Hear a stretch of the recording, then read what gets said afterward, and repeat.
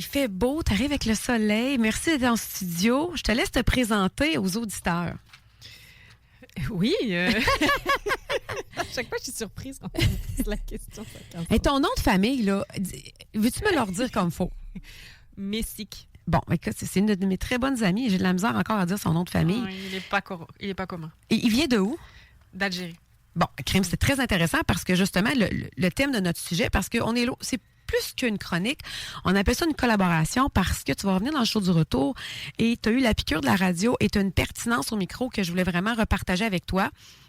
Alors, c'était pour ça que c'était important pour moi de le revivre avec toi. Et on va parler aujourd'hui de dating. C'est quelque chose qui te passionne aussi, les relations interpersonnelles. Ouais. Tu es une femme remplie de tu sais, on parle, tu as fait du RH, là, tu es parti à ton compte, tu es coach de femmes en affaires, mais on est au-delà de ça. Tu es une personne entière, tu es une mère de famille, tu as vécu la séparation, tu as été monoparentale. Écoute, tu es complète comme humaine. Alors aujourd'hui, finalement, je te présente, je mets la table. Lamia est comme collaboratrice et elle va revenir et aujourd'hui, on se paye la traite. On parle de dating et je vais peut-être même partager des expériences passées, qui sait, des expériences peut-être que j'ai déjà entendu parler. Et on veut comprendre la différence. Parce que toi, t'es canadienne maintenant.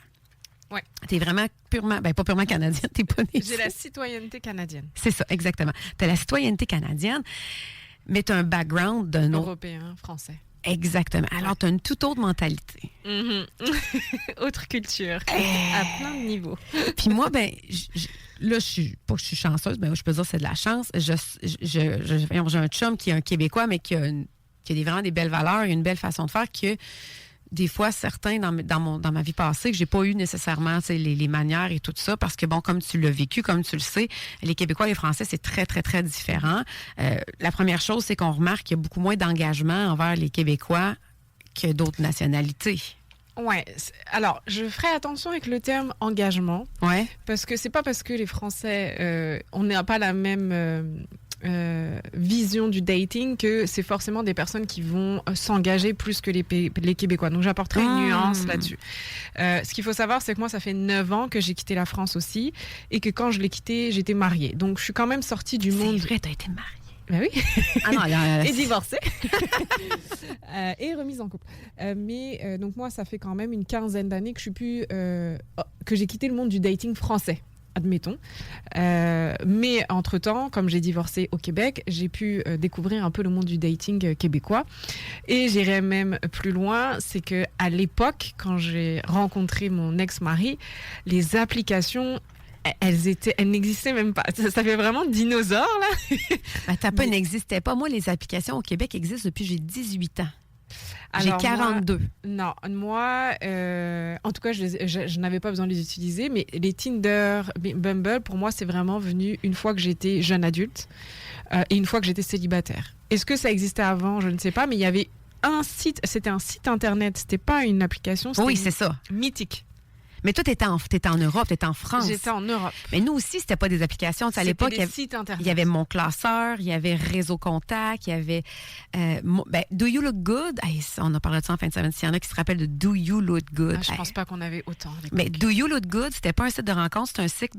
c'était malsain, écoute. Moi, j'étais en couple, là. J'étais dans mon petit appartement, là, j'avais 18 ans. Et puis là, j'étais numéro 1 parce que c'était Do You Look Good? Est-ce que tu parais bien? Et on se faisait coter sur 10. Oh mon Dieu. Ouais, t'as rendu compte comment qu'aujourd'hui, ça serait pas accepté? Non. C'était n'importe quoi. Alors, revenons, toi, t'avais quel âge quand t'as rencontré ton ex-mari? Alors, moi, j'ai une double histoire avec mon ex-mari. Je vais faire très rapide. La première fois que je l'ai rencontré, j'avais 14 ans. Et c'était en voyage en Guadeloupe parce que lui, il habitait là-bas. Et que c'était le neveu d'amis de ma mère et qu'on était en vacances là-bas. Donc, ça a été comme un amoureux de vacances.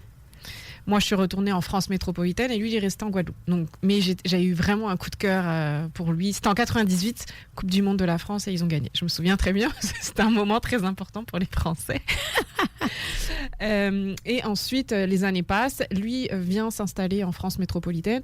On se croise à des réunions de famille, mais au final, moi, je suis pas intéressée parce que je suis en couple et lui, il fait sa vie. Et c'est quelqu'un qu'il faut savoir qui était très, très, très réservé. Moi, plutôt extraverti. Donc... Bref, donc je l'ai rencontré en 98 pour la première fois, mais on s'est mis en couple une nouvelle fois, je pense que c'était en 2008. Et là, quand je fais le calcul, ça fait presque 20 ans. Oui.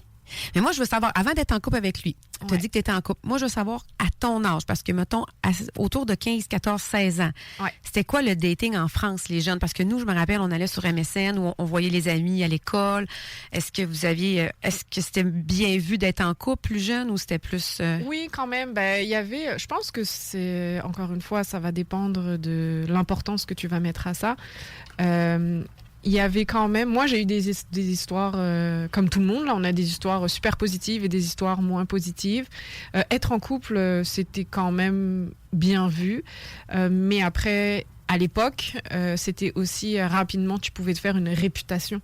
Tu sais, si tu couchais trop rapidement, tu sais, quand tu as 15, 16 ans, 17 ans, le jugement vient très, très, très vite. Et j'entendais beaucoup d'histoires qui parlaient sur des filles qui avaient couché très rapidement avec leurs petits copains, même si après, elles restaient 1 an, 2 ans avec elles. Donc moi, j'avais vraiment ça en tête de quand je vais le faire, assure-toi bien qu'il est engagé, qu'il est amoureux de toi. En tout cas, moi, dans ma tête, c'était vraiment comme ça que je le voyais.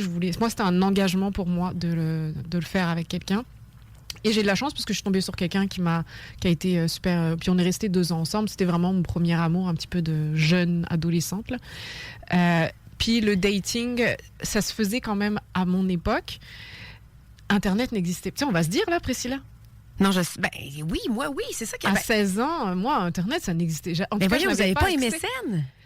Ah, moi, je l'utilisais pas. Mais tu sais, c'est quoi? Oui, je sais. Mais moi, je l'ai pas du tout. À 16 ans, moi, j'ai eu un ordinateur quand j'ai eu 17, 18 ans. Et c'est parce que mon beau-père est venu habiter à la maison et qu'il a mis Internet et ordinateur. Mais de toute façon, le flirt, tu faisais à l'école, dans les oui, vraiment, dans les soirées entre amis. Ça se faisait très naturellement. C'était tellement plus agréable. Eh bien, en fait, c'est là où je me dis... J'aimerais vraiment pas être une jeune adolescente à cette époque parce que ce que je trouve que l'impact que ça a eu, puis je pense que tu vas abonder dans mon sens, mais c'est que avant, fallait oser venir parler. Ouais. La personne, donc un homme en l'occurrence, moi je suis hétéro, mais le gars là, il devait prendre le courage de venir te parler, de te faire au pire, il envoyait son ami. Ben, c'est ça qu'on faisait. Et moi, je me rappelle la danse, on appelle ça au disco poche à Thetford. C'était tellement hot. Et je vous remercie. Je sais pas c'est quoi les noms des organisateurs. Et s'il y a des gens qui m'écoutent en ce moment qui ont la possibilité d'organiser ça pour des jeunes, là, c'était genre 12-17 ans ou 14-17 ans, faut pas que je me trompe. Là. C'était entre telle heure et telle heure le samedi, puis on allait danser dans une salle communautaire.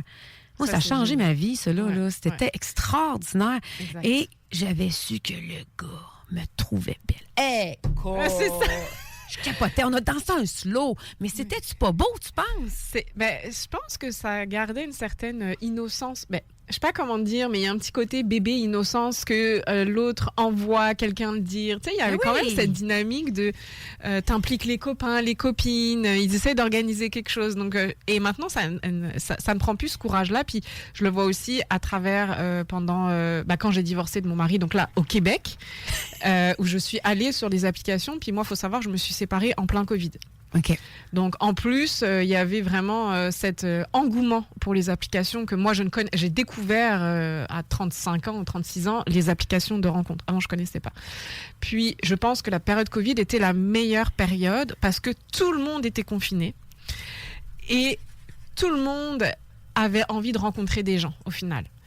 Versus plus tard, où maintenant, tout est déconfiné et que les gens ont quand même...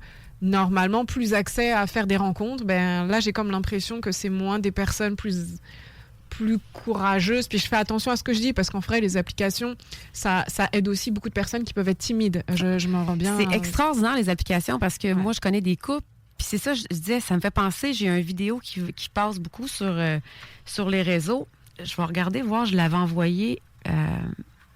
Puis cette vidéo-là, c'est quelqu'un qui fait je pense pas que c'est un député qui dit fuck AI. Tu sais, il parle contre l'intelligence artificielle. Et où je veux en venir, c'est que je comprends, mais c'est comme, ça prend 2 vitesses dans la vie, je pense. Je pense que l'intelligence artificielle, c'est bien, mais c'est malsain en même temps. Ça prend un calibrage. Un peu tantôt, je parlais des boissons énergétiques, c'est la même chose.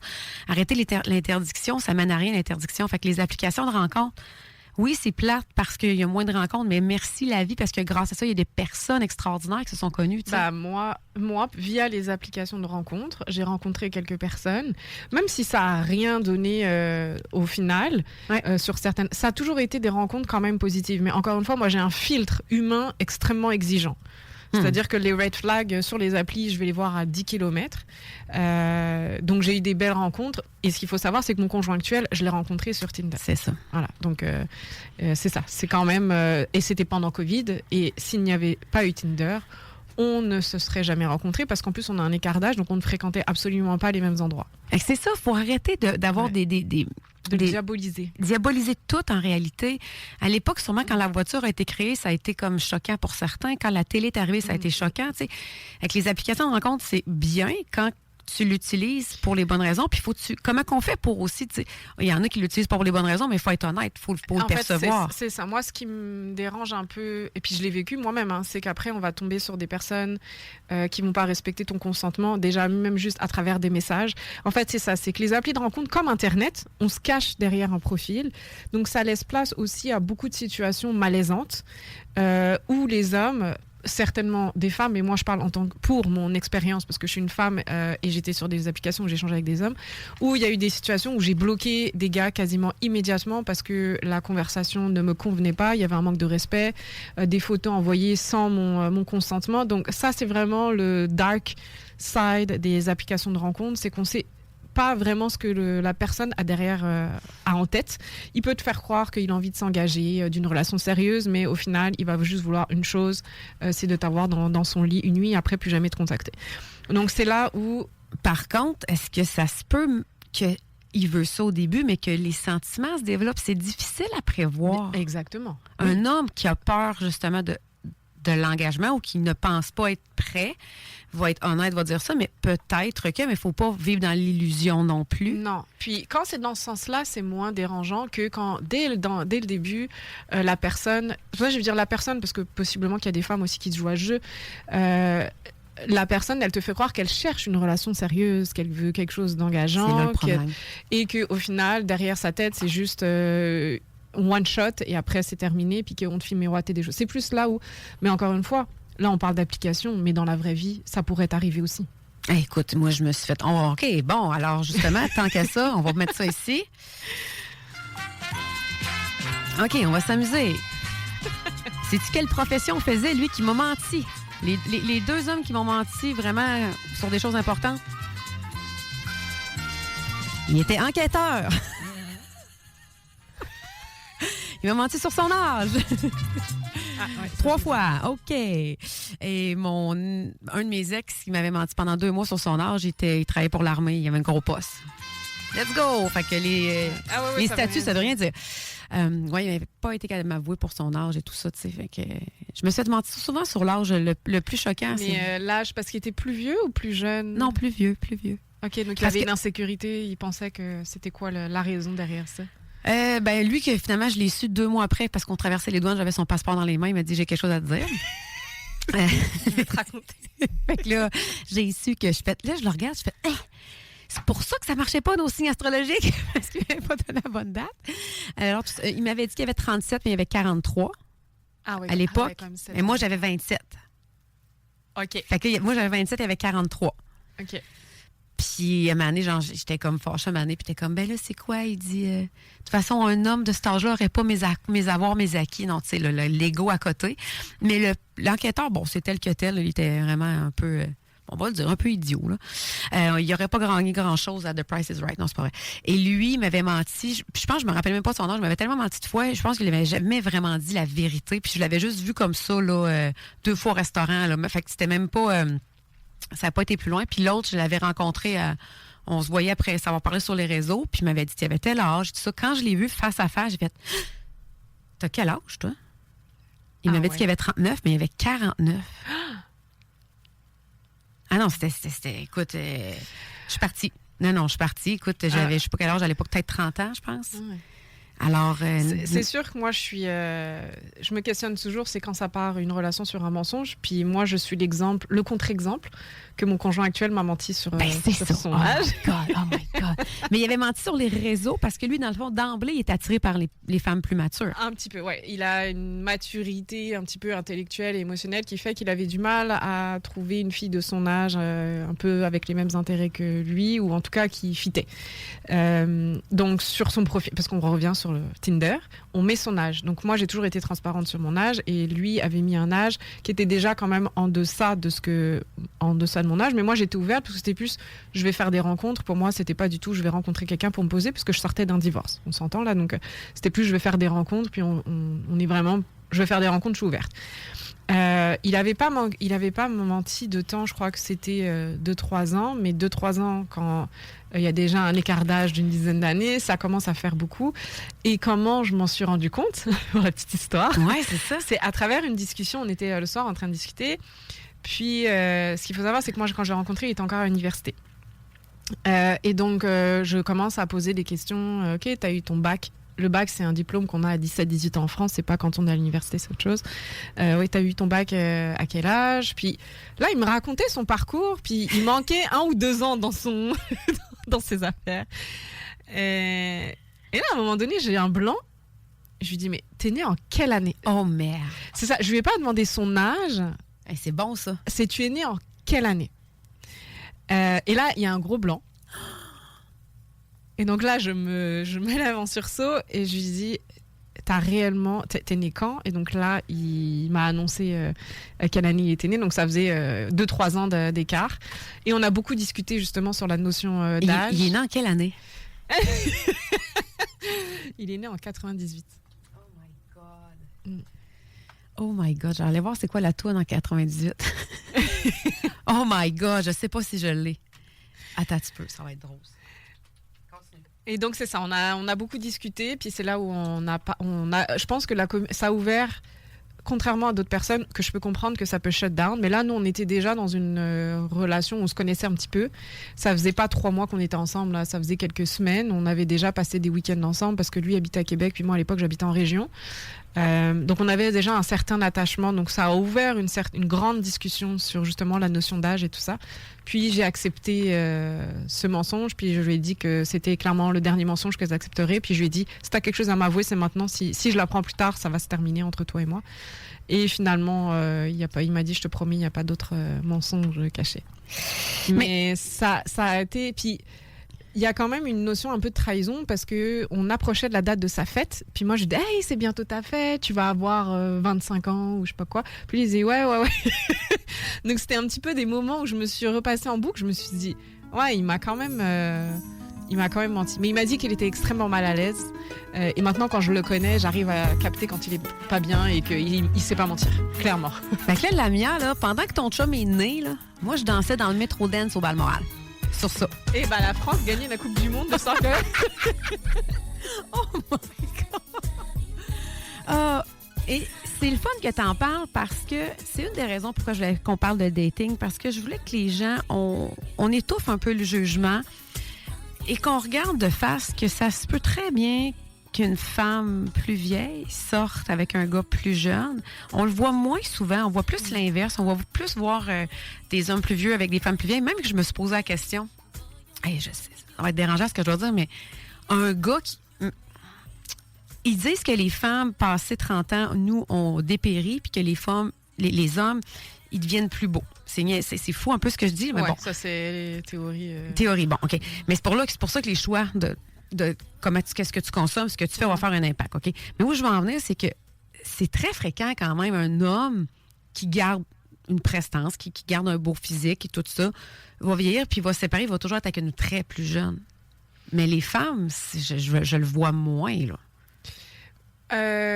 Alors déjà pour moi une femme qui vieillit va avoir autant de prestance et tout ça qu'un homme. Moi ça aussi, pour moi je parle que la société, on le voit très bien, que les hommes s'ils paraissent un peu bien puis ils sont rendus 60 ans, ils sont capables tout le temps d'être avec une fille de 30 ans et une femme de 60 ans avec un homme de 30 ans, on le voit mais c'est plutôt rare. C'est plus rare, mais j'ai l'impression que ça se démocratise un peu aussi. Puis ce qu'il faut garder en tête derrière ça, parce que moi ça a été l'enjeu majeur de ma relation que j'ai actuellement avec mon conjoint par rapport à notre différence d'âge, c'est les enfants.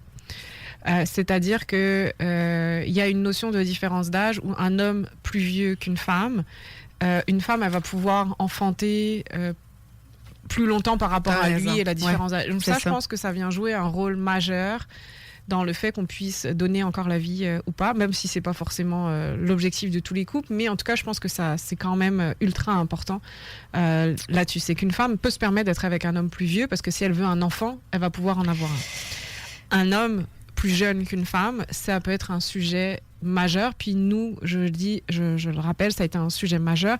On s'est séparés à plusieurs reprises à cause de ce sujet, parce que c'était pas clair ce que lui voulait, parce que moi, c'était sûr que je n'en voulais plus. Et en même temps, c'était très jeune pour lui de se dire j'en veux. Enfin, il n'était pas dans une situation où il pouvait dire qu'il en voulait. Donc, il y a tout cet enjeu que je pense qu'il faut garder en tête, qu'une femme peut se permettre d'être avec un homme plus vieux, parce que si elle veut des enfants et construire une famille, elle va pouvoir le faire avec un homme. Donc, cette notion de possiblement... De biologie, en fait. C'est exactement biologique en réalité. C'est biologique. Oui, on peut avoir des enfants plus tard. Maintenant, on vit beaucoup mieux. Puis on est vraiment... Je pense qu'on connaît bien aussi de mieux en mieux le corps féminin, l'anatomie et tout ça. Mais ça reste qu'à un moment donné, le corps, il dit stop. Sauf qu'on enlève la biologie, on enlève le désir des enfants.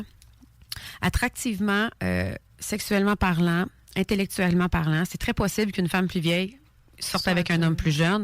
Ouais. Et à tout âge, faut vraiment plus être ouvert à ça, puis se permettre ça, parce que si, mettons, justement, je sais pas, une femme qui est célibataire, là, 55, 65, je sais pas, puis elle rencontre pas personne, elle est dynamique, elle a une... Tu sais, est-ce qu'elle... Permets-toi peut-être d'élargir tes horizons, mais la mentalité est pas là. C'est ça, je veux dire, on n'ira pas facilement dire hey, moi, je vais aller voir 10 ans plus jeune. Non, c'est ça. Puis je pense que c'est tellement subjectif et personnel à chacun.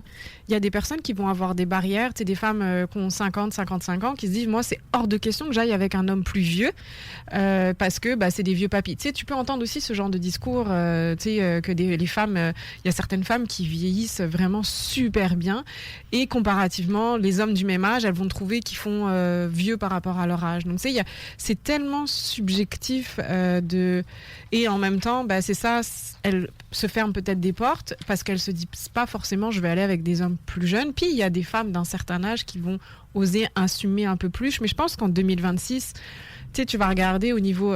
c'est pas une référence, mais en même temps, c'est une référence. Toutes les stars, les personnes qui sont médiatisées, de plus en plus de femmes avec des hommes plus jeunes. Des fois, des écarts d'âge vraiment extrêmement grands, avec après des écarts d'âge plus jeunes. Mais encore une fois, moi, j'ai toujours... en arrière de ma tête, je me dis...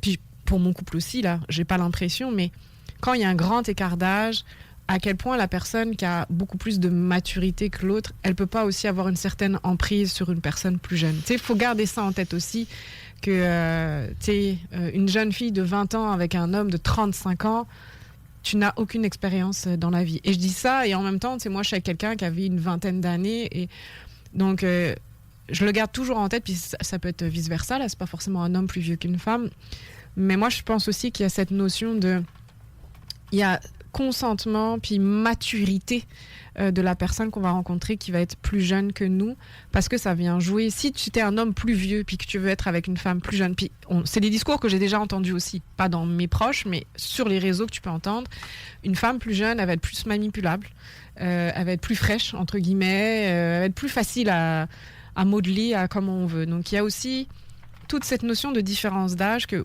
faut rester ouvert. Mais c'est quoi la notion d'emprise qu'une personne plus âgée peut avoir sur une personne plus jeune aussi? Manipulation, emprise. Il y a toujours... De toute façon, il y a toujours un... Moi, je trouve, je reflète le parti positif d'une différence d'âge, oui. Mais il y a aussi le dark side, encore une fois, toujours voir aussi le côté négatif, parce qu'il y en a, il ne faut pas le mettre de côté, qu'il peut y avoir la manipulation, de l'emprise, l'isolement, quand une personne plus âgée, elle décide que c'est mon critère, c'est une personne vraiment plus jeune. Puis là, je vais peut-être dire quelque chose qui ne va pas plaire, mais en général, ça va être des hommes prédateurs. Sur des filles vraiment, vraiment plus jeunes. Puis bon, je ne vais pas commencer à lancer le sujet, mais en tout cas, C'est ça. Je ne dis pas qu'il n'y a pas de femmes qui le font pas, mais on est quand même, encore une fois, dans une sorte de relation de dominance, de domination, et souvent de prédation aussi. Et ça va être plus une posture d'homme qu'on va avoir envers des jeunes filles, parce qu'il y a une certaine innocence aussi. Puis jeune fille, jeune femme, mais tu sais, quand je dis jeune fille, c'est à peine 18 ans aussi. Il faut remettre les choses dans leur contexte. Là. Une jeune fille de 16 ans avec un homme de 30 ans, c'est pas normal. Deux questions. Est-ce que le fait qu'un homme ou une femme, là, mais plus, j'ai en fait plus un homme, mettons, 40-50 ans, mettons, qui veut toujours aller vers les 20 ans, ça va m'apporter à mon deuxième point. Est-ce que tu crois que c'est parce qu'ils ont, eux, ils n'ont pas de maturité, et eux, c'est plus facile d'être en couple avec des jeunes filles dynamiques, fleurs bleues, qui n'ont pas la maturité, ils vont être au même niveau? Et mon deuxième point, je salue ma marraine qui m'a enseigné quelque chose très jeune, et je pense qu'elle a raison. Je ne sais pas où qu'elle l'a pris. Je te salue, Ginette. Elle m'a dit, si un homme n'est pas mature à 26 ans, il ne le sera jamais. Je trouve ça tellement pertinent. C'est ça. Fait que voici mes 2 points par rapport à ce que je vais t'apporter. Attends, sur ton point précédent, est-ce que tu peux Est-ce que tu crois que les hommes... On fait un exemple, là. On est très objectif, là. Je donne pas d'une opinion personnelle, mais c'est une perception. Est-ce que les hommes 40-50 ans qui vont toujours aller vers les 20 ans, puis je dis vraiment début vingtaine, c'est parce qu'eux sont immatures. Et ça l'amène au point que ma marraine me dit, les hommes sont... S'ils ne sont pas matures à 26 ans, ils ne le seront jamais. OK. Ma théorie, c'est pas vraiment une théorie, mais c'est juste la relation entre les êtres humains. Sur ton premier point, les femmes qui ont une certaine expérience de vie vont challenger les hommes. Excuse-moi, à 20 ans, t'as pas le même caractère et les mêmes exigences et les mêmes standards qu'une femme de 40 ans. Possiblement que t'as vécu avec un homme, possiblement que t'es divorcé, possiblement... tes standards vont être autres, déjà. C'est pour ça qu'ils disent qu'un homme ne te laisse pas pour une fille meilleure, mais une plus facile. Dans certains cas, certainement. Ouais. Donc, et je pense possiblement que ces hommes-là, qui ont un ego, parce qu'on parle de maturité, ego, on met le mot un peu qu'on veut derrière ça, peu importe, ces hommes-là veulent pas, je vais s'emmerder avec une fille qui a de l'expérience, parce que ça va être une galère. Puis quand je dis ça va être une galère, c'est pas forcément que la relation va pas bien aller, c'est que lui, il va se faire challenger, il va se faire sortir de sa zone de confort, il va être confronté possiblement à son immaturité, à son ego, à son... peu importe. Donc je pense qu'il y a ça aussi. Ça peut être conscient ou inconscient, là, mais on revient à la notion d'une jeune femme va être un peu plus modelable et elle va beaucoup moins challenger, parce que l'homme, on peut utiliser la femme, mais dans ces relations-là, la personne, elle peut se positionner. Oui, moi, j'ai de l'expérience. Moi, je connais la vie. Toi, tu connais rien. C'est un peu le syndrome, pas le syndrome, mais c'est un peu la posture d'autorité. Oui, mais on est dans une autorité, domination un petit peu, c'est un peu fort. En prise, on est vraiment sur une possibilité. C'est correct, parce que ça se peut très bien que la femme ou l'homme, c'est ça qu'il veut, être sous l'emprise, il y en a qui veulent pas réfléchir, hein. Il y en a qui aiment ça, des relations comme ça. Ouais, mais sous l'emprise, pour moi... C'est peut-être trop gros le terme. Ouais, l'emprise, il y a une certaine toxicité. OK, mais pas de la toxicité, mais il y en a qui choisissent. Être sous le leadership de quelqu'un, effectivement, être sous le leadership de son ou sa partenaire, parce que ça peut être un inverse aussi, ça peut fonctionner. Moi, mon conjoint, il est donc plus jeune que moi, mais il a un leadership bien plus développé que tous les hommes que j'ai rencontrés dans ma vie. Donc, on est aussi là-dedans. De toute façon, moi, c'était clair, je ne veux pas mener la barque. Ben, d'ailleurs, je veux qu'on termine la chronique avec ça, parce que je veux qu'on parle de la différence. Parce qu'on disait tantôt, tu ne voulais pas utiliser le mot engagement quand on s'est parlé en dehors des ondes. On veut quand même noter la différence entre les cultures côté relations de couple, les Français versus les Québécois, et même, je dirais, les États-Unis. J'ai même un tableau ici qui disait... c'est drôle, parce qu'au Québec, ils disent qu'on a rejeté l'Église en 1960. Et aux États-Unis, ils sont très, très, très religieux. Fait que ça fait en sorte que les gens, ils se marient. Tu sais, c'est vraiment, t'es en couple, tu te maries, c'est officiel, là. T'es pas marié, c'est comme, c'est bizarre. C'est à un certain âge, t'es pas marié déjà. Puis au Québec, au contraire, c'est comme normal. On est plus, ils disent en union libre. Puis en France, c'est moins courant, mais c'est moins dominant. On se marie plus en France qu'au Québec. C'est ça, exact. Ouais, j'ai pas les stats exactes, mais je suis pas mal sûre que on se marie quand même plus en France qu'au Québec. Tu sais, je veux dire, Ils disent que le mariage en France, c'est un acte d'amour naturel. C'est comme, ça va de soi. Tu t'aimes, t'es en couple, on se marie. Au Québec, c'est pas ça. C'est comme, OK, on s'achète-tu un bateau, une maison, on se marie-tu? Tu sais, c'est-tu dans le projet, on dirait? Puis ils disent, tu vois, ils disent institution dépassée. C'est comme si le mariage a plus son sens pour nous, les Québécois. Ouais. Ah, c'est intéressant. Puis, ben, c'est ça, aux États-Unis, c'est une valeur morale et sociale. T'as-tu daté des Québécois? Oui. Comment c'était? Non, c'était correct parce qu'encore une fois, différence majeure. Il y en a deux très rapides. Première, c'est que les hommes sont beaucoup moins entreprenants que les femmes au Québec versus les hommes en France. Les hommes restent encore très entreprenants en France. Alors, je mets avec mon propre point de vue de quand j'ai quitté la France. Je veux mettre des nuances parce que c'est ma génération de la quarantaine versus la génération plus jeune. Je ne sais pas trop comment ça se passe. Je suis vraiment déconnectée que ça. Mais en tout cas, à l'époque, donc les personnes de mon âge, les hommes étaient quand même beaucoup plus entreprenants. Moi, je n'ai jamais dragué un homme de ma vie. Jamais. Je ne sais pas faire. Et je me suis jamais laissé la porte à le faire. Moi, j'étais ben trop un requin. Moi, non, moi, je sais pas faire. Je pourrais me liquéfier sur place. On me disait d'aller parler à un homme. Vraiment, mais vraiment. Pourtant, tu viens me parler, si tu le fais avec respect et tout, je me faisais draguer en boîte de nuit et tout, j'ai pas de problème. Mais moi, aller parler avec un homme, c'est impossible. Je meurs sur place. Donc, heureusement qu'en France, ils sont plus entreprenants.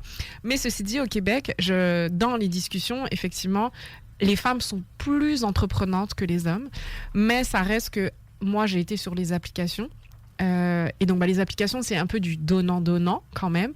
Mais ça n'empêche que dans la partie entreprendre quelque chose, c'était jamais moi. Proposer un date, c'était jamais moi non plus. Donc, je faisais une sorte de filtre aussi à travers les personnes québécoises que j'ai datées. Mais tu as senti qu'il y avait une grande différence, qu'il y avait moins... Ouais. Puis, tu sais, ouais, des fois, ça peut tourner autour du pot.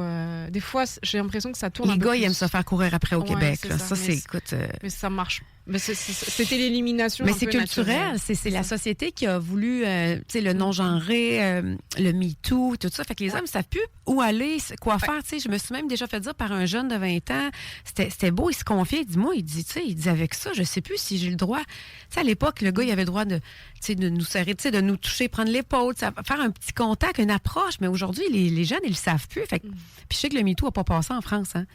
Cette culture-là n'a pas embarqué du tout. Un peu, puis là, ça embarque vraiment beaucoup parce qu'il y a beaucoup trop d'affaires. Ouais, mais là, on parle d'affaires dégueulasses en ce moment. On va dire les vraies affaires. Le Patrick Bruel, je ne sais pas trop ce qui se passe. Oui, puis même, il y a Gisèle Picot, il y a beaucoup trop Gérard Depardieu. Il y a beaucoup trop. Là, on parle pas de ça. On parle pas de cette scène-là. On parle plus des gens normaux qui vivent une vie normale. Non, mais le MeToo, possiblement, n'a pas embarqué, mais peut-être que s'il avait embarqué, ça aurait peut-être moins laissé la place à tout ce qui se passe aujourd'hui.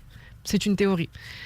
Parce que ça aurait dénoncé certainement, possiblement plutôt certaines affaires qui se passent aujourd'hui. Pas forcément avec ces personnes-là, mais possiblement qu'on aurait moins laissé de place. Mais c'est mon opinion, mais est-ce que c'est la vérité? Je ne sais pas. L'autre affaire qui est une grande différence que j'ai vraiment découverte ici, que je n'ai pas eu vraiment à vivre, c'est la notion de... En France, quand tu rencontres quelqu'un, tu dates. Encore une fois, il y a une quinzaine, presque 20 ans. On datait, on était quand même monogame. Je veux dire ça comme ça. On datait, on était ensemble. On ne se posait pas trop de questions de qu'est-ce qu'on est, est-ce qu'on est en couple, est-ce qu'on est officiel, pas officiel. Ici, il y a vraiment cette notion de tu dates une personne, mais ça te laisse encore la fenêtre pour dater d'autres personnes. Donc on n'est pas officiellement en couple. Puis ça c'est genre une notion de... à peu près 3 mois. Moi, ça passerait pas avec moi, ces affaires. Mais ça, c'est très québécois. Puis tu sais, je m'en rappelle, je parlais avec des gens ben, ah, t'es-tu en couple? Ah, non, je fréquente quelqu'un. Ah oui, depuis combien de temps? 6 mois. Oui, c'est ça, le mot fréquentation. Fait que là, moi, je lui ai dit, ben, si ça fait plus de 2 mois, c'est ton chum. Ah, non, on se fréquente. Il y en a qui se fréquentent pendant 1 an. Non, ça non. Mais par contre, c'est différent si c'est un plan amusement. T'as failli le dire. Non, mais je vais rester correcte. Un plan coloriage. C'est ça, un plan amusement. Puis que là, on sait qu'on se voit pour juste s'amuser. Et même ces plans-là, des fois, ça peut devenir couple aussi. Là. Tu sais, moi, j'ai des histoires où c'est devenu comme ça aussi. Mais encore une fois, il faut que ce soit clair pour les deux on parle de notion de consentement, de clarté, de être franc en fait, parce que ça peut blesser certaines personnes, d'autres. Donc il y a quand même cette gestion. Mais même, je vais être plate, mais la franchise, des fois, ça marche même pas parce que j'ai déjà été leurrée carrément. Là. Échange de courriel, message, questionnage. Puis pour me faire dire, rendu au rendez-vous, qu'il y a une femme, des enfants. Puis moi, j'ai les courriels en preuve, là, parce que c'est une personnalité connue en plus. Non, je la nommerai pas, surtout pas au micro. Là. Mais moi, ça m'a jeté à terre, ça. Puis tu sais, ça a pris des années avant que je veuille être en couple. Puis il faut que je rencontre quelqu'un d'extraordinaire pour défaire ça. Parce que j'ai été plein de fois. C'est ça, il y a beaucoup de mensonges. Même si moi, je suis transparente, l'autre ne l'est pas nécessairement. Et j'ai beaucoup aimé ça parce que j'avais fait une recherche à l'époque. Une recherche où j'ai demandé, je pense, à mon psy, à savoir, ça prend un minimum 2 mois avant de connaître la personne. Puis là, on parle après ça 6 mois, 1 an. Mais tu sais, je pense que c'est correct de fréquenter une certaine période, surtout le gros 2 mois, mais tu peux jamais savoir à qui tu as réellement affaire. Puis, je veux dire, même dans un mariage de plusieurs années, on entend des histoires d'horreur de femmes leurs maris ont des doubles vies, triples vies, elles se font tromper. Possiblement inversement aussi, mais j'ai l'impression que le pourcentage de femmes trompées, puis ça, ce serait une stat, je pense, qui serait intéressante à aller chercher, le pourcentage de femmes qui sont trompées versus le nombre d'hommes qui se font tromper, ou est-ce que parce que les femmes se font pas attraper versus les hommes qui sont peut-être un peu moins discrets. Je me suis toujours posé la question, parce que moi, j'entends vraiment beaucoup d'histoires où les femmes sont trompées, souvent après avoir eu un enfant, pendant la grossesse, quand il y a des moments justement un petit peu plus difficiles dans la relation de couple, mais ça reste que c'est pas une excuse pareille. J'avais déjà fait une chronique là-dessus à l'époque, je sais pas où et quand. Okay. Je pense que le pourcentage femmes avait augmenté. Et là, moi, sur Google, il disait 23% des hommes vont être infidèles et ça, versus 19% des femmes. Mais ça, c'est les gens qui l'ont avoué. Ah, c'est ça. Ce qui avait été intéressant, c'est la nuance. Puis je m'en rappelle, j'en avais parlé. On va pas chercher les mêmes choses. L'homme va aller chercher pour de la séduction, pour de la nouveauté. Ils disent peur du vieillissement. Moi, je pense aussi que, et ça, je le dis, puis je le dis encore en arrière de mon micro, si la femme gagne plus cher que son chum, il y a 50% plus de chances qu'elle le trompe. Puis ça, c'est statistiquement parlé. Et c'est pas vrai pour tout le monde. C'est une statistique. On prend ça à la légère. Mais ça reste que l'homme aime être le pourvoyeur, aime être au-dessus. C'est biologique. C'est sûr, des fois, que des hommes vont aller... Puis j'ai vu une fille super populaire sur les réseaux sociaux, puis c'est ça qui est arrivé, tu sais. Elle a été flouée, puis elle s'en est pas rendue compte. Puis les femmes vont tromper pour la sécurité affective. Fait que l'homme va tromper pour la nouveauté, puis elle ne sent pas à s'écouter, elle ne sent pas à se dire... en fait, derrière ça, moi, j'entends une connexion émotionnelle. Exactement, tu sais. Les hommes, plus connexion physique, possiblement, être rassurés... physiquement, je séduis encore, je suis encore bon. Oui, c'est ça. Ben là, mettons exemple, puis il y en a qui disent ça, je sais plus si c'est vrai, là, je sais pas où j'entends ça, c'est les gars qui trompent, c'est eux qui sont pas bons au lit parce qu'ils vont aller vérifier à d'autres qui sont meilleurs.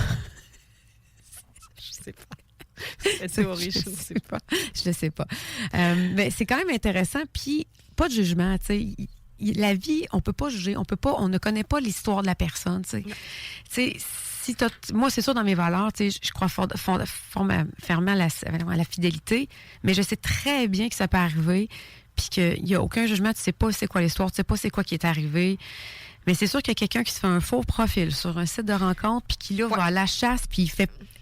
Mon jugement est là-dessus. Puis à l'époque, j'étais célibataire. La mienne, j'étais la Robin des Bois, moi, des filles en couple. Parce que je matchais avec des gars qui étaient clairement en couple. Puis je leur disais de laisser leur blonde puis de prendre courage et tout ça. Mais en même temps, je connaissais pas leur histoire. Est-ce que la fille le savait? Je pense pas. Puis, je vais en profiter parce que Marie-Josée Bertrand va venir conclure avec nous. On va la saluer, mais je veux qu'elle nous donne un peu son opinion. Par rapport à ça, Lamia, tu avais sûrement quelque chose à rajouter. Oui, donc effectivement, il y a tout l'aspect émotionnel de trahison, de confiance et tout, qui est très important dans une notion de couple, quand il y a tromperie. Mais moi aussi, ce que je garde en tête, c'est la santé sexuelle. Parce que quand tu vas tromper quelqu'un, est-ce que tu te protèges? Est-ce que l'autre est clean? Et c'est comme ça aussi qu'on peut se retrouver avec des drames où tu vas aller contaminer ta femme ou ton mari parce que toi, t'es inconscient. Donc il y a toute cette notion aussi de pas juste...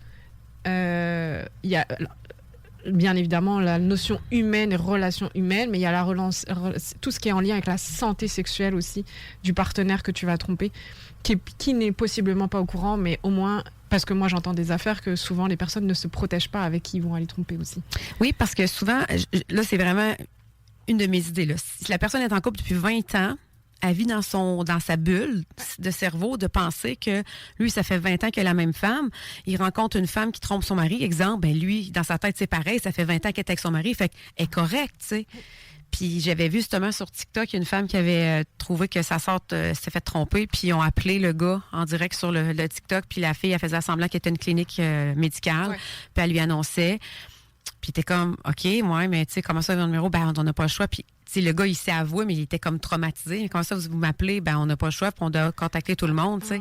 Fait que c'est triste, mais c'est à considérer, tu sais. Ouais, puis c'est extrêmement confrontant pour les personnes qui vont tromper, parce que là, ils sont comme confrontés à leur propre vérité, que des fois, ils sont beaucoup dans le déni. Hein. Les personnes qui trompent, elles aiment aussi beaucoup remettre la faute sur l'autre, ou être dans le déni, ou mentir, parce que c'est même pas être dans le déni, là, c'est mentir. Et là, c'est comme la réalité matérielle que tu as trompé, là, ton partenaire ou ta partenaire. Alors, bonjour Marie-Josée. Bon matin tout le monde. Bonjour, enchantée. Marie-Josée, je serais curieuse de savoir, on a eu la chance d'avoir Lamia qui a une culture canadienne-française. Oui. Toi, tu es canadienne, mais tu as tellement voyagé que tu as des origines de d'autres pays. Oui. Dans ta culture, dans ta vision, le dating, puis comment c'est perçu? Ben, dans ma vision, dans mon One Love pour moi, je trouve ça difficile de voir le concept qu'on s'est donné d'aimer une personne toute une vie entière sans jamais avoir zéro pulsion à l'extérieur que ce soit. OK, là, je pèse vraiment mes mots. On n'a pas abordé ce sujet, par exemple. Ben, c'est autre chose. C'est pour ça que Marie-Josée est avec nous aujourd'hui. Ouais. Elle avait amené un sujet, mais je veux qu'on poursuive avec cela parce que c'est important pour les auditeurs. Tout le monde a des relations, peu importe, hétéro ou pas. C'est pas une question de sexe, c'est une question, on est des humains, puis on est parfait dans notre imperfection. Fait que là, ce que tu viens d'amener, on est des mammifères qui ont des pulsions. Puis j'ai vu une vidéo qui disait, ton mari, tu le choisis en fonction de, aussi, souvent l'homme, quand il est capable de contrôler ses pulsions. Parce que je trouvais ça intéressant, parce que ça veut pas dire qu'il n'y en aura pas, mais il va-tu être en mesure de les contrôler? Hey, puis moi aussi, est-ce que je vais être en mesure de toujours contrôler mes pulsions? Je suis humaine. Tu sais, je crois que dans la vie, elle a beaucoup de choses. Il y a plusieurs vies dans une vie. On espère évoluer tout le monde, changer. Donc, il y a des personnes qui arrivent dans notre vie, puis c'est pour un bon laps de temps, qui nous amènent des choses. Puis avec l'attraction de l'expansion de la vie, ben ça se peut que c'est d'autres choses que j'ai besoin, ou l'autre, ou les deux, vice-versa.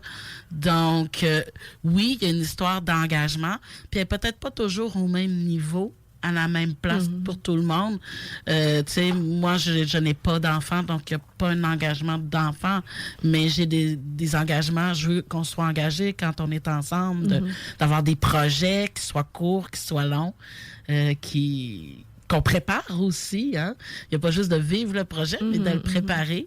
Donc, j'aimerais vraiment ça, croire que, tu sais, j'aime un homme à l'âge de 15 ans, puis de 15 ans jusqu'à mes 88 ans, parce que dans ma tête, mettons 88, c'est déjà bien. J'envoie tout le monde, j'ai bien accompli la vie, je suis venue, j'ai vu et j'ai vaincu. Mais bravo pour ceux que ça dure plus de 10, 15, 20 ans.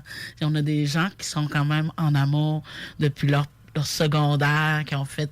Ou jeunes adultes, oui, exactement. Ils ont parti vraiment la vie ensemble, puis ils font encore ensemble, en équipe.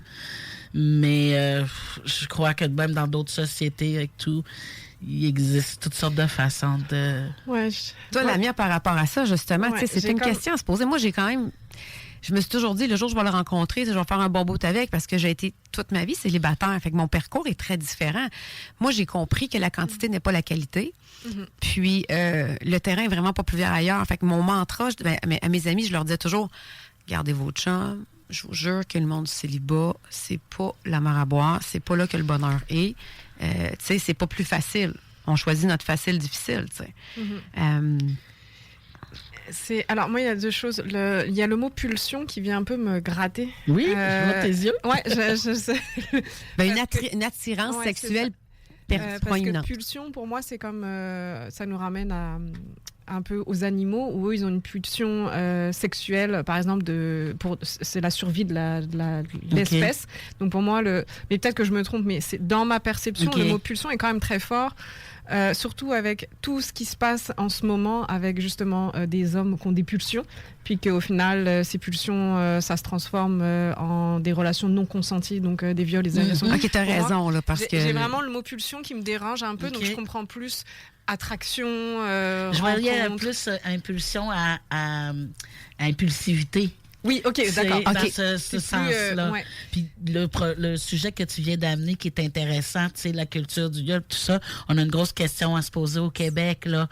Tu sais, comment ça qu'on a une explosion? Quel devoir qu'on doit faire, nous, comme citoyens, pour la prochaine génération, pour aujourd'hui, dès aujourd'hui? C'est ça. Puis nous, en France, on a aussi beaucoup ces enjeux. Autant je ne suis pas forcément l'actualité en France en général, mais celle-ci, beaucoup plus, parce que ça touche les femmes au final. Puis ça me rappelle beaucoup d'affaires aussi. Moi, des choses aussi que j'ai vécues. En France, voilà, on parle de harcèlement de rue, tout ça. Moi, ça faisait partie de mon quotidien. C'est quelque chose que j'ai vraiment vécu toute ma jeunesse. Aussi, quand j'ai été en Me France. faire toucher en boîte de nuit, tout ça, c'est des choses vraiment, des hommes qui se touchent dans le train. Moi, j'ai vraiment toutes les histoires qu'on entend, j'en ai quand même beaucoup vécu. Donc, le pulsion, là, c'est clarifié. C'est ça. Moi, je suis d'accord dans le sens où il faut voir le contexte sociétal aussi. C'est-à-dire que ça se raréfie les personnes qui restent jeunes, puis très longtemps jusqu'à la fin de leur vie, pour plein de raisons socio-économiques, parce que les femmes, on a accès maintenant à l'indépendance financière, puis je suis désolée, mais ça vient jouer. Oui. C'est que maintenant, on ne reste plus avec un homme parce qu'on n'a pas le choix. On reste avec un homme parce qu'il doit nous apporter quelque chose, qui nous tire vers le haut, qu'on a une belle relation avec eux, que nous aussi on lui apporte quelque chose. Donc on a ce choix que les anciennes générations n'avaient pas. Puis malgré tout, les gens restent dans des travails, dans des relations pour les mauvaises raisons, mais ça c'est un autre sujet. Exactement. Mais les gens, on leur rappelle qu'ils ont plus de choix maintenant. Exactement, ça reste quand on a cette opportunité, c'est ça, les femmes, on étudie plus aussi, donc on a vraiment cette capacité de choix. Aimer une personne, moi c'est pas mon cas. Mais moi, j'ai l'exemple de mes grands-parents qui sont restés ensemble. Mon grand-père est encore en vie, puis ma grand-mère est décédée il y a quelques années, mais ils se sont mariés à 23, 24 ans. Puis, mais est-ce que ma grand-mère a vraiment été heureuse dans cette relation? Ça, c'est une autre question aussi, parce qu'elle était dépendante financièrement de mon grand-père. Donc, il y a toute cette notion qui est différente. Mais je pense que aujourd'hui, puis je parle dans notre société où on a ce luxe et ce privilège de se questionner, d'avoir accès à du développement personnel, à la psychothérapie, tout ça, parce qu'on se rappelle que c'est pas le cas partout dans tous les pays du monde. Ça fait qu'on va se questionner sur notre relation, et moi je pense que des fois dans une relation, à un moment donné dans notre vie, on va se correspondre. Puis avec les années, on va prendre des chemins différents. Et on va plus se retrouver dans cette notion de couple et de parentalité ou quoi que ce soit. Puis moi, je pense que c'est littéralement ce qui est arrivé à mon couple aussi. Et de pourquoi j'ai divorcé, c'est qu'à un moment donné, je l'ai rencontré dans ma vie où il correspondait à ce dont j'avais besoin à ce moment-là. Et puis j'ai évolué, on a vécu plein de choses, on est devenus parents, on a vécu l'immigration. En fait, c'est qu'il y a eu un grand écart qui s'est fait. Et c'est là où à un moment donné, où ça passe, et avec ton partenaire, vous embarquez, même si ça peut être des chemins différents, vous pouvez quand même garder une certaine connexion. Ou si le chemin est vraiment trop différent et que là, ça déconnecte. Puis moi, c'est ce qui s'est passé avec mon conjoint. Donc, je te rejoins Moi, j'aimerais y croire, mais c'est pas mon vécu. Et j'ai une amie qui m'a posé la question, mais est-ce que tu penses que mon conjoint actuel, c'est le bon, puis que tu vas finir tes jours avec lui? Je me suis même pas posé la question, en fait. Pour moi, je vis avec lui, puis ça va super bien. Puis j'espère que ça va durer le plus longtemps possible. Peut-être qu'on vieillira ensemble. Puis si ça marche pas, c'est que c'était censé pas marcher, en fait. Mais on aura vécu des belles choses ensemble. Moi, je suis plus dans cette notion de... Puis moi qui travaille en relation d'aide, tu sais, on dit qu'on a le choix aujourd'hui, mais il y a tout aussi une force de, tu sais, ton identité, ton estime de soi qui est travaillée. Parce que même si tu as tout ce savoir-là, si tu reviens tout le temps dans ton pattern, que tu as un trou affectif, une carence affective quelconque qui se manifeste, souvent elle se manifeste justement quand on est rendu adulte, beaucoup plus que quand on est enfant ou jeune adulte. Là. Donc, les gens, ils se mettent en couple avec des traumas qui leur conviennent. Moi, j'ai mon opinion là-dessus. Là. Avant de te mettre en couple ou genre passer 25 ans, tout le monde devrait suivre une thérapie. Ça devrait être comme quasi obligatoire. Mais pour savoir c'est quoi justement tes traumas, tes patterns, pour comprendre. Puis avoir l'humilité. Mais oui. Parce qu'il y a des gens qui manquent d'humilité pour se questionner et se remettre en question, ou se remettre en question en surface.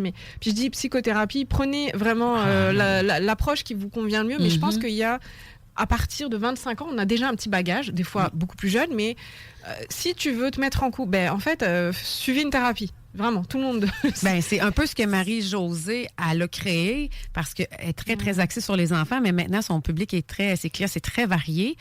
Et la maison de l'enfance offre à vivre une expérience. C'est plus qu'une rencontre.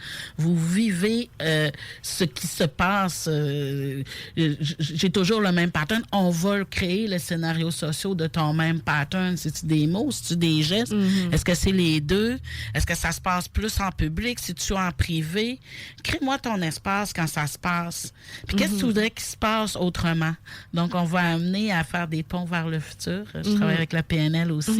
Puis des techniques d'impact. Donc, ça prend une forme, avec les 5 sens, ça prend un nouveau sens. C'est drôle parce que, excuse-moi, Lamia, j'allais te couper la parole, je vais être rapide. C'est juste que je sais qu'il y a des gens qui m'écoutent, qui nous écoutent en ce moment, là, qui sont célibataires depuis des années, puis qui sont tannés d'être célibataires. On peut-tu aller te voir sans savoir pourquoi qu'on va te voir? Absolument. La plupart des gens. Des fois, ils m'arrivent avec un objectif parce qu'à chaque fois, on reprend l'objectif puis on le façonne. Ils changent, ils se précisent, ils se modulent. Et, tu sais, je voulais aller mieux. Mais mieux, là, c'était pas partout, là, finalement. C'était dans mon couple. Puis, finalement, plus de couple, mais je me suis retrouvée, je me suis datée. Je me suis repris en main d'une certaine façon. Il fallait que je lâche peut-être la main du côté du cœur pour reprendre ma main avec le cœur puis me mettre la main sur le cœur. Donc, j'y vais avec des métaphores, des narrations, des histoires en marionnettes, en jeux ludiques, en jeux techniques, comme là, c'est l'été. Donc, les jeux vont être beaucoup plus des jeux d'été. J'ai une grosse piscine avec plein de balles. Donc, quand tu plonges dans tes relations, dans ta piscine, il y a combien de monde? Il y a combien de monde dans tes relations? Faites-vous des jeux ou vous êtes comme... Là, vous faites des exercices puis vous vous réchauffez ou tu fais juste l'étoile. Donc, c'est avec la sensorialité dans l'eau aussi, c'est intéressant. Je voulais juste revenir, parce que j'entends Maison de l'enfance, donc j'imagine que c'est ça, tu travailles avec les enfants. La parentalité vient ouvrir la brèche psychologique, c'est-à-dire que si on a certaines fragilités, le fait de devenir parent ça va les exacerber, littéralement. Donc moi j'avais comme chanté que j'avais des petites affaires, mais bon, ça se gérait. Moi, mes brèches se sont clairement ouvertes quand je suis devenue maman. Où là, tous mes patterns m'ont explosé en pleine face. Parce que tant que tu n'es pas confronté à des changements drastiques de vie, dont la parentalité peut... Il y a d'autres choses, mais en tout cas, pour mon cas, c'était vraiment la parentalité. C'est là où moi, ma santé mentale a été vraiment mise en difficulté fortement. Puis, il y a quand même beaucoup d'études là-dessus. Il y a des recherches où, justement...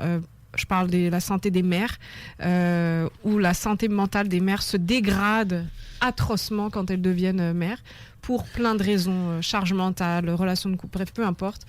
Mais c'est aussi quelque chose que j'ai remarqué, qui m'a éclaté en pleine face. Beaucoup de jeunes mamans viennent me voir, puis une chose que j'ai remarqué quand vous dites transgénérationnel, l'intimidation.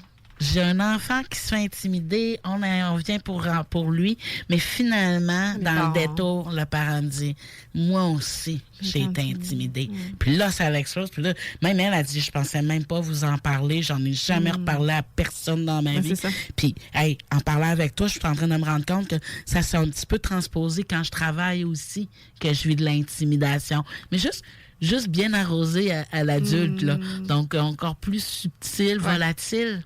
Ben, c'est ça qui est important, c'est comprendre que notre couleur, exemple, bon, le cercle chromatique de couleur, tu prends du jaune, tu prends du bleu, ça fait du vert. Mais si tu ne sais pas quelle couleur que tu es, tu ne sais pas quelle couleur ça va te donner. Fait que c'est pour ça que ça rentre dans l'importance de te consulter, puis de se consulter nous, pour vraiment... Puis j'ai compris aussi, puis je suis contente de te le dire à toi qui m'écoutes. Non, faut pas que tu sois guéri puis parfait pour être en couple. C'est pas ça le point. Non.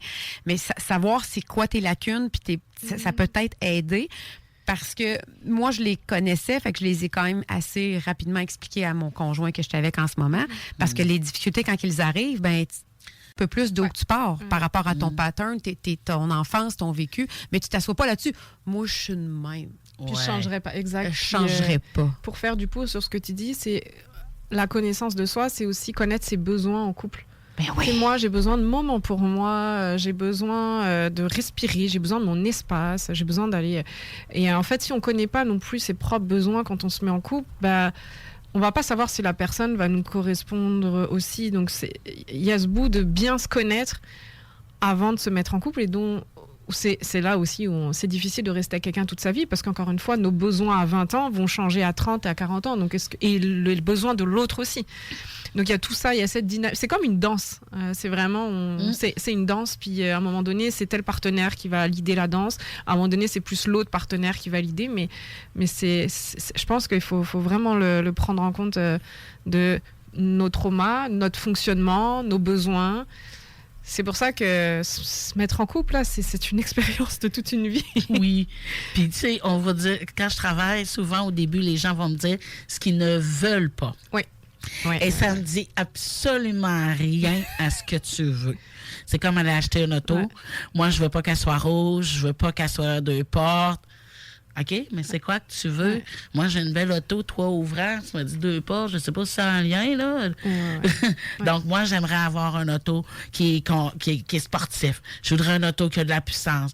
Je veux qu'elle soit propre. Tu sais, là, je commence à pouvoir cerner, à faire l'entonnoir de ma direction, mon objectif, où c'est que je m'en vais. Donc, déjà, l'exercice de voir qu'est-ce que tu veux comme partenaire, de l'écrire sur une feuille, c'est une belle pratique. Puis gardez-la, cette feuille-là. Parce que moi, je l'ai retrouve à 17 ans. Là, aujourd'hui, puis je fais... je voulais qu'il soit yeux bleus, cheveux blancs. Oh my God, calme-toi, Marie.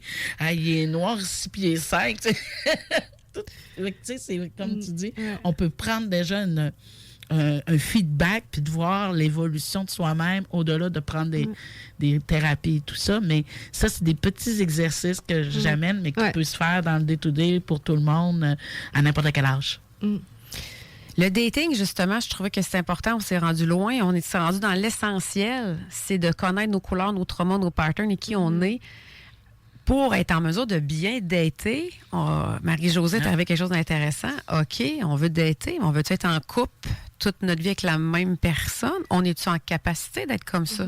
Toi, la mienne, tu as été ouverte, tu as dit, moi, je suis en couple et je veux que ça perdure, mais je ne prévois pas le futur, je me laisse porter. On ne sait pas si... En fait, moi, quand j'ai décidé d'avoir des enfants avec mon ex-mari, je me suis pas dit qu'on allait divorcer à un moment donné. Ouais, c'est ça. Je veux dire, à un moment donné, il faut être réaliste sur la situation. Là, oui, on va faire, lui et moi, surtout qu'on a eu c'est ça, on a pris des grosses décisions quand on s'est mis ensemble, des engagements, surtout lui de sa part, de devenir beau-père et tout.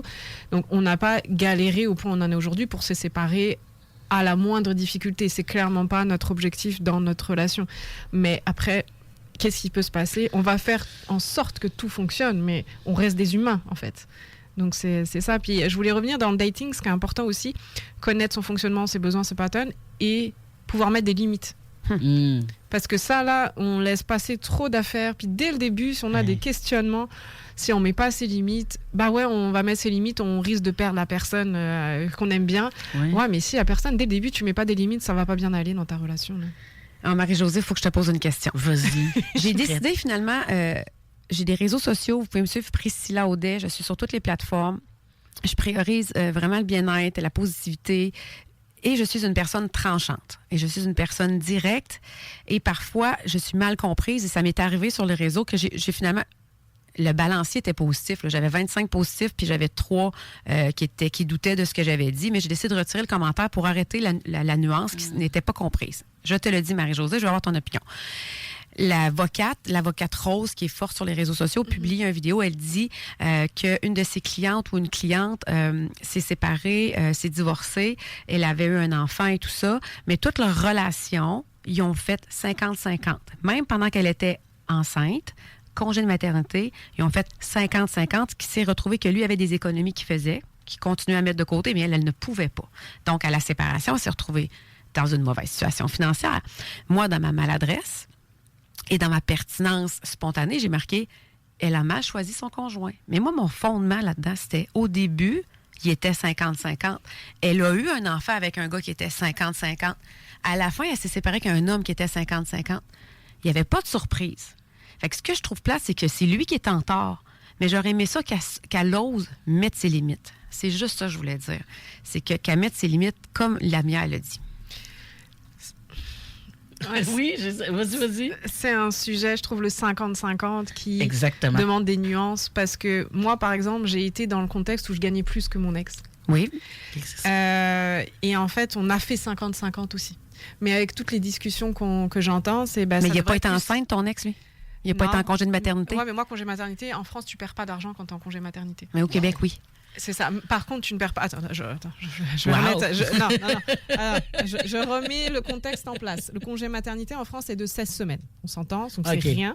Après, tu peux prendre un congé parental, ça s'appelle, où là, tu as... 500 € par mois, donc ce qui n'est absolument rien. Mais comme moi, je gagnais plus que mon ex, je le savais que pour mon deuxième, j'allais prendre un congé parental, donc j'ai mis de côté pour pouvoir venir combler ce boulot. Donc, ce que je veux dire, c'est que la notion de 50-50, c'est un sujet extrêmement... Puis on en a discuté. Pour moi, c'est un sujet extrêmement sensible parce qu'il y a mon côté féministe qui me dit ouais, mais je gagne mon argent, je veux contribuer, tout ça. Et en même temps, il y a mon côté d'image d'homme que moi, j'aimerais qu'il pourvoie plus, que ceci, que cela. Et que moi, si demain, je pouvais ne plus m'inquiéter pour les finances, je serais la plus heureuse du monde. Mais pas pour autant être dépendante financièrement et pas avoir accès aux finances. Donc, il y a toute cette nuance aussi qui est en moi et que j'ai pas de réponse claire. Le 50-50, pour moi, il n'existe pas. On part déjà bizarre. Équitable? Oui, c'est ça. Mais c'est pour ça, c'est ça qui me dérange. C'est que, où ça me dérange, c'est que où qu'elle a mal choisi son conjoint, c'est le fait que... C'est le deal. Ça se peut pas qu'elle n'ait pas vu ça venir parce que je me dis 50-50, OK, mais mettons qu'elle est en congé de maternité, ben là, il absorbe un petit peu. Tu sais, c'est là que ça me dérange. Puis attention, là, le 50-50, là, tout le monde qui écoute, là. OK, nous autres, là, déjà 50-50, là, moi, si je fais ça, là, l'homme, il me dit, je vais payer le loyer. Hey, en plus, tu vas être hébergé. OK, puis moi, je vais payer les produits nettoyants, la médication, tu sais, Tylenol, tout ça, le dentifrice, tout ce qui... Mais ça, là, c'est du volatile. C'est pas du capital, c'est pas... C'est ça. Mais quand t'arrives, qu'elle me dit, j'ai plus d'argent, tu viens pas dire qu'est-ce que j'ai fait avec. Moi, je te payais des trucs fixes qui ont une dépréciation, puis toi, t'as mis sur le terrain de camping, puis t'as la maison, puis t'as la fouine. Ça, c'est loyer et prêt hypothécaire. Là, on est vraiment, c'est ça. Quand il y a de l'investissement immobilier, là, c'est clairement, faut bien jouer tes cartes. D'ailleurs, j'invite à toutes les personnes qui vont se mettre en couple de vraiment consulter pour bien se faire conseiller, parce qu'à partir du moment où il y a un bien derrière, que la personne a acheté avant d'être en couple, et que là, il y a une personne qui rentre dans ce bien-là, l'autre va capitaliser clairement, parce que lui, possiblement qu'il va même se faire payer une partie de son prêt hypothécaire, puis l'autre, en bout de ligne, n'aura rien. Donc effectivement, l'équité est à prendre en compte, mais encore une fois, je pense que c'est aussi comment le couple a envie de fonctionner. C'est-à-dire que nous, on a nos propres lunettes avec nos propres exigences, besoins, expériences de vie, et en même temps, moi, j'ai pas grandi dans un foyer où il y avait un homme qui pourvoyait. Moi, c'est ma mère qui était indépendante. Donc moi, j'ai grandi là. Pour moi, c'était une logique évidente qu'il fallait que je sois indépendante financièrement. Mon père a pourvoyé à la famille, puis moi, j'ai toujours été seule. Fait que j'ai comme fait l'inverse. C'est ça. Donc, c'est pour ça, c'est vraiment chacun a son propre point de vue. Mais une chose est sûre, c'est que le couple faut qu'il fonctionne d'une manière équitable, puis que ça marche pour les deux personnes, qu'il n'y ait pas une personne qui soit sous emprise, parce qu'il y a aussi des histoires, beaucoup, il ne faut pas l'oublier, que l'homme pourvoit, mais que les femmes n'ont pas accès aux finances. Et ça, c'est extrêmement dangereux aussi. Parce que comment ça, tu pourvois et que tu me donnes juste $500 par mois et que je vois absolument pas ce qui se passe dans les finances.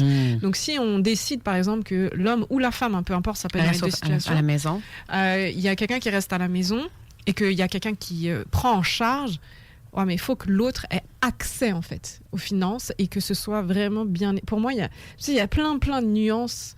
Et le 50-50, effectivement, il n'est pas réaliste parce que qu'est-ce qu'on inclut dans le 50-50 ? Est-ce que c'est la moitié du loyer ? Ça veut dire que moi, je fais 50-50 avec mon conjoint La maison actuel. qui est déjà payée. C'est ça, ou c'est sa maison dans laquelle j'injecte 50%. Tu sais, on n'est pas dans les... Puis il peut changer, le deal de 50-50. Ouais. C'est vraiment ça que pour vous, de 50-50. Tu sais, à l'époque, on n'avait pas d'enfants. 50-50. Là, on est rendu avec des enfants, on va rectifier. Tu sais, si je gagne 30 000, puis toi, tu gagnes 150 000, puis j'en ai, là, des amis qui sont comme ça, puis qu'ils ont le 50-50, puis je suis comme... Non, ça fait pas de sens. Wow! Ouais. Puis là, je dis, mais j'espère que ton nom, il est écrit sur les papiers. Non, mais je paye. c'est ça, exact. J'ai Mais tellement même d'histoires si comme vous ça. payez, C'est ça, faut vos noms c'est un se figurent. sujet. Ouais, c'est vraiment... Fait que, tu sais, Puis la dynamique de couple, on revient à fallait qu'elle choisisse un meilleur conjoint. Si admettons la phrase.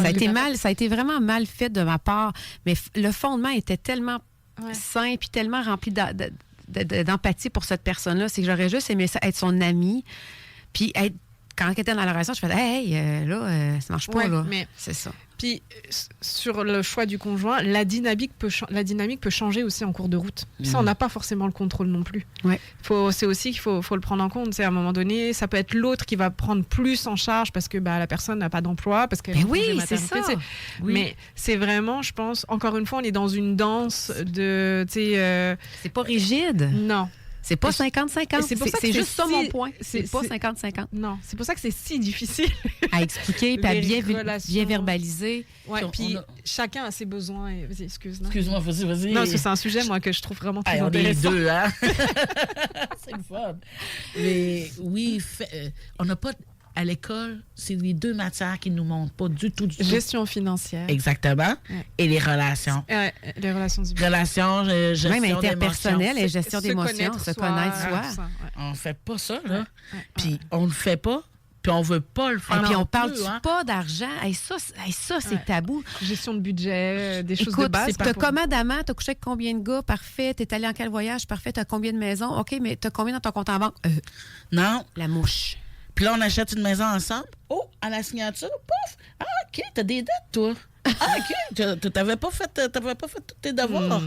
Ah oui. Moi, ça l'a choqué, mon chum, mais j'en ai parlé de ça, puis j'ai demandé, puis il dit pourquoi. Je veux juste savoir, parce que moi, j'ai des histoires que quelqu'un a découvert son chum avait des dettes de carte de crédit incroyables, tu sais. Wow. Parce que Hormozy a dit sur Internet, quand tu choisis un conjoint, tu choisis à l'heure qu'il se lève, ses habitudes, sa famille, ses loisirs et ses finances. Puis c'est pas parce que je veux qu'il me finance, c'est que c'est quoi sa santé financière par rapport à ma santé financière.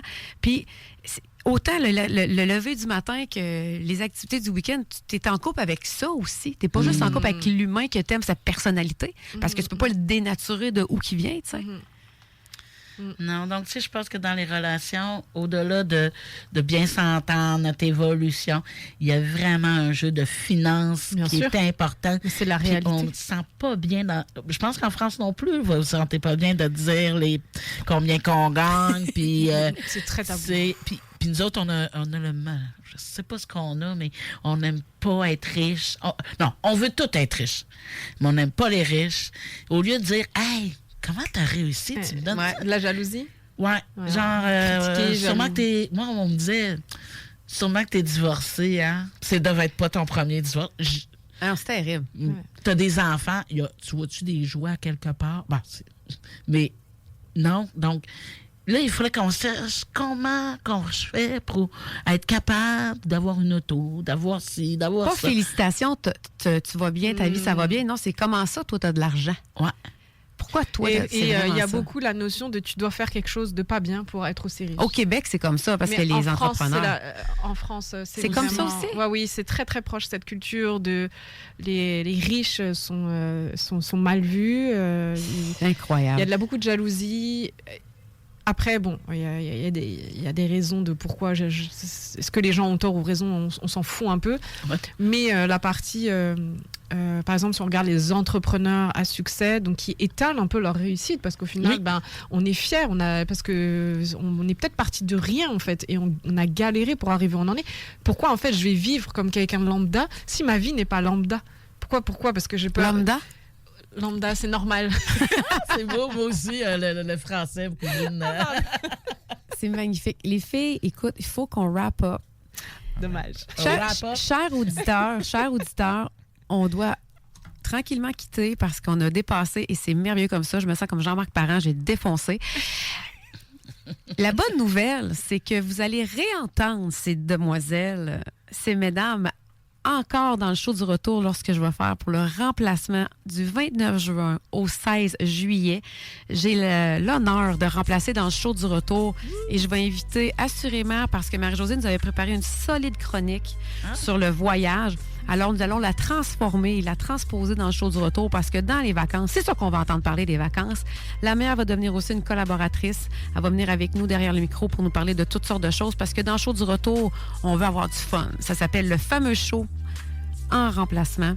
Et aujourd'hui, tu as été dans Déprogrammer, le show qui va à contre-courant, mais dans le bon sens. Les filles, je vous passe le micro pour que vous disiez vos bye-bye aux auditeurs. Merci beaucoup d'avoir été là. Vous pouvez me dire un court mot de la fin avec comment vous rejoindre, s'il vous plaît. Donc merci, me rejoindre sur LinkedIn, Lamia Messic. Mon nom est pas facile à trouver, mais bon, faites des petites recherches, vous allez me trouver. Et je suis en RH et j'anime des ateliers pour les femmes en entreprise, effectivement. Et moi, c'est Marie-Josée Bertrand, éducatrice spécialisée en neurolinguistique. Et je suis de la Maison de l'enfance sur la Rive-Sud de Québec au 418-831-2144. Vous pouvez aller voir le site. Et cette semaine, je suis à Joliette à donner une belle atelier qui s'anime sur la Maison de l'enfance pour tous les éducateurs, membres, éducateurs spécialisés du Québec, de la belle province de Québec. Donc, ceux qui sont des éducateurs et qui veulent s'inscrire, il reste encore de la place, pas beaucoup, mais il en reste encore. C'est une belle mercredi et jeudi à Joliette.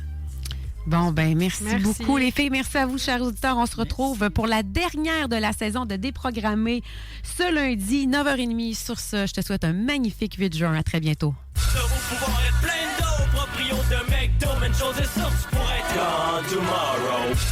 Hey yo, what's up tout le monde? Ici Papaz, a.k.a. Big Paz. Vous écoutez présentement CJMD 96.9 FM.